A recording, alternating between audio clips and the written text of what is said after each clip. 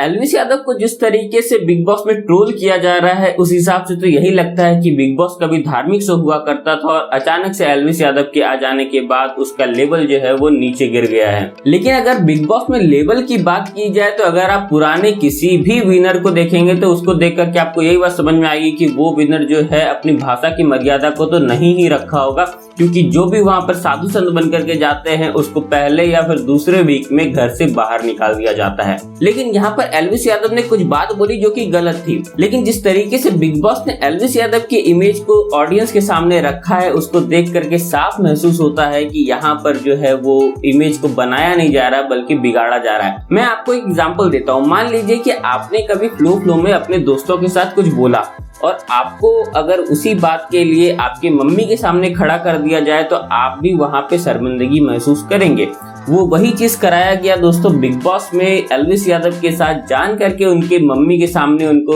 रखा गया ताकि उनको और बुरा लगे और ऑडियंस के सामने ये मैसेज जाए कि एल्विस यादव बहुत ही ज्यादा गिरे हुए इंसान है। लेकिन मैं यहाँ पर एल्विस यादव को कोई प्रोटेक्ट नहीं कर रहा हूँ। यहाँ पर मैं अगर दूसरी भी एग्जांपल दूं, जिस तरीके से पूजा भट्ट की लड़ाई हुई थी जिया के साथ, तो दोस्तों वहां पर पूजा भट्ट ने जिया को गाली दे दिया था। आपको ही पता है कि उन्होंने गाली दिया था, लेकिन ऐसा तो नहीं किया गया कि उनको उनके पापा के सामने ला करके खड़ा कर दिया गया। खैर, मैं भी कौन सी एग्जांपल ले रहा हूँ। इसी तरीके से अगर जितने लोगों की कोई भी बात हो या फिर कोई भी गंदी बात उन्होंने अगर कुछ बोला हो, तो अगर उनके मम्मी पापा को सामने में ला करके अगर खड़ा कर दिया जाए तब तो हो गया लोगों को वहां पर कहना। क्योंकि अगर आप जिस तरीके से वीडियो देखेंगे तो एल्विस यादव की मम्मी के आने के बाद जो है एल्विस यादव बिल्कुल टूट गए, क्योंकि किसी को भी इस तरीके से फेस करना अपने माता पिता को वो बहुत ही ज्यादा मुश्किल हो जाता है। और इससे पहले भी बिग बॉस के कई कंटेस्टेंट ये बात बता चुके हैं कि ये शो भले ही स्क्रिप्टेड ना हो, लेकिन किस तरीके से लोगों की इमेज को पोर्ट्रे करना है वो बहुत ही अच्छे से आता है इस शो को। आपको अगर खराब दिखाना हो तो आपको उस तरीके का टास्क दिया जाएगा, आपको उस तरीके का उसमें रोल दिया जाएगा कि आप लोगों के सामने खराब दिखें। मान लीजिए कि जिस तरीके से पिछले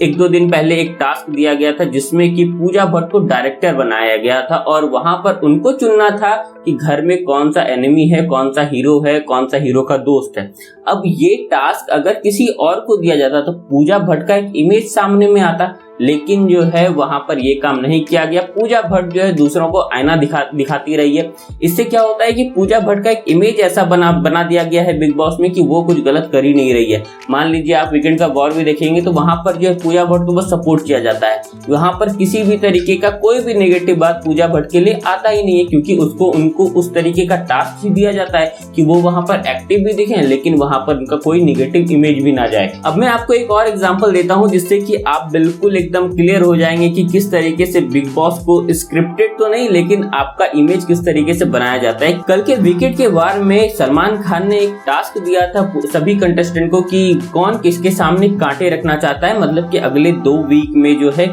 किसका राह कौन कठिन करना चाहता है। तो वहां पर एल्विस यादव से होते होते लगभग तीसरे या चौथे नंबर पर अभिषेक की बारी आई कि वो किसके ऊपर कांटे रखता है। तो वो सीधे गया और फिर पूजा भट्ट के सामने कांटे रख दिया कि मैं उनका जो आगे का राह है वो कठिन करने वाला हूँ। तो तुरंत वहां पर सलमान खान ने पूजा भट्ट को प्रोटेक्ट करते हुए कहा कि अभिषेक भाई ये वाला जो है टास्क उसको मैंने ऐसे बताया है, शायद तुम गलत सोच रहे हो। तो पूजा भट्ट के ऊपर से जो कांटा था वो हटा दिया गया अभिषेक के द्वारा और किसी और की तरफ लगाया गया। दोस्तों यहाँ पर बस ये चीज है कि हो सकता है कि अगर अभिषेक ने उस टास्क को गलत ही समझा तो क्या जरूरत थी सलमान खान को उसको सही करने की, क्योंकि पीछे जो 3-4 लोग थे वो तो पहले ही अपने उसी माइंडसेट के साथ वो कांटे लगा चुके थे। लेकिन नहीं, पूजा भट्ट के ऊपर कोई बात आई तो तुरंत से वो कांटे को हटवा दिया गया। और आप किसी भी टास्क में देखो तो पूजा भट्ट को एक ऐसा रोल दिया जाता है जहां पर कि उनका नेगेटिव इमेज पोर्ट्रे ना हो लोगों के सामने में। तो अब आपको ये बात समझ में आ गया होगा कि पूजा भट्ट का इमेज किस तरीके से बिग बॉस से प्रोटेक्ट किया जा रहा है। ये बात बिग बॉस को बहुत अच्छे से पता है कि एल्विस यादव का फैन बेस बहुत बड़ा है और उसको किसी दूसरे तरीके से जो है उसको गिराना मुश्किल है। तो उसके कैरेक्टर पर ही एक उंगली अगर उठा सकते हैं तो ही उनका फैन बेस गिर सकता है और उनके वोट जो है वो कम आ सकते हैं, या फिर फुकरा इंसान मतलब कि अभिषेक और एल्विस यादव के बीच में दरार आ सकता है। क्योंकि वहां पर जो है, क्योंकि आपस में अगर वो लोग जुड़े हुए थे, आपस में कोई अगर उनका कन्वर्सेशन होता है, उनके बीच में अगर कोई ऐसा बात को ला करके खड़ा कर दिया जाए कि उन दोनों में ही कुछ ऐसा बात हो जाए कि मेरे कारण भाई तेरा भी खराब हो गया, या फिर मेरे सामने तुमने ऐसा बोल दिया जिसके कारण मैं भी फंस गया, तो